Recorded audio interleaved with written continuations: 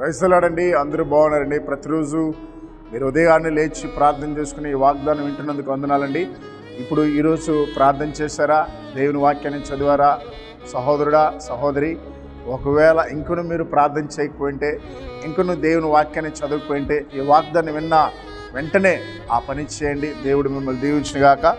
రండి కలిసి దేవుని వాగ్దానం చదువుకుందాం. విలాప వాక్యము 3వ అధ్యాయము 25వ వచనము. తన్ను ఆశ్రయించువాడు ఎడల యెహోవా దయాళుడు. ప్రియులారా, ఎవరైతే దేవుణ్ణి ఆశ్రయిస్తారో వారి పట్ల దేవుడు దయ చూపిస్తాడండి.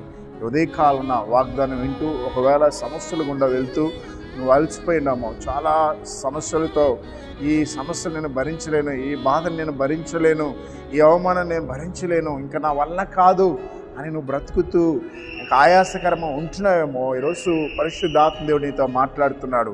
నేను అంటాను, నీవు కనుక ఉదయకాలన దేవుని ఆశ్రయిస్తే నీ మీద దయ చూపిస్తాడు. ఆయన దయ చూపిస్తే నీ సమస్యలు ఒక్కొక్కటి కనుమరుగైపోతుంది. కాబట్టి ఉదయకాలన ఒకవేళ యవ్వన సహోదరి, నీవు కుటుంబ పరంగా ఉన్న సమస్యను బట్టి, నీ భర్త యొక్క ఉన్నటువంటి కండిషన్ బట్టి నువ్వు విసిగి చెందున్నావా? ఒకవేళ ఎందుకురా ఈ జీవితాన్ని నిరాశతో ఉన్నావా? దేవుని ఆశ్రయించు, నీ పట్ల దారి చూపిస్తాడు, నీ భర్తను మారుస్తాడు. ఒకవేళ ప్రియ తల్లి తండ్రి, నీ కుమార్ని బట్టి కుమిలి ఏడుస్తున్నావా? ఎందుకురా ఇలాంటి కుమార్ని కన్నా ఎంతగా చెడ్డపేరు తెస్తున్నాడు, ఎంతగా పాడైపోడని ఏడుస్తున్నావా? దేవుణ్ణి ఆశ్రయించు. ఇదిగో నీ బిడ్డకున్న స్థితిని మార్చగలిగిన దేవుడు యేసయ్య మాత్రమే. ఆయన సన్నిధికి తీసుకురావాలా. ఉదయకాలన ఎవరు ఏ సమస్యతో ఉన్నా మీరు దేవుని ఆశ్రయించండి. అప్పులో సమస్య అయితే దేవుని ఆశ్రయించండి, ఆర్థిక సమస్యలు అయితే దేవుని ఆశ్రయించండి, అనారోగ్య సమస్య అయితే దేవుని ఆశ్రయించండి.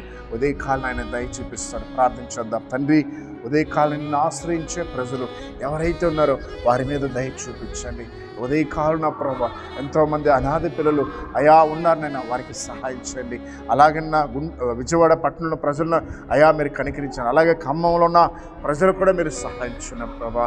ఉదయకాలం ప్రభా, ఎంతోమంది వృద్ధాప్యంలో ఉన్న తల్లిదండ్రులకి ఆరోగ్యం దయచేయండి ప్రభా. ఎదుగున్న తల్లి ఎంతోమంది అనారోగ్యంతో ఉన్నారయ్యా, వారిని ఇప్పుడే ముట్టండి. తలనొప్పితోనైనా, కడుపు నొప్పితో, జ్వరంతో బాధపడుతున్న బిడ్డల్ని యేసు నామములో ముట్టి బాగు చేయమని యేసు నామములో ప్రార్థిస్తున్నాం తండ్రి.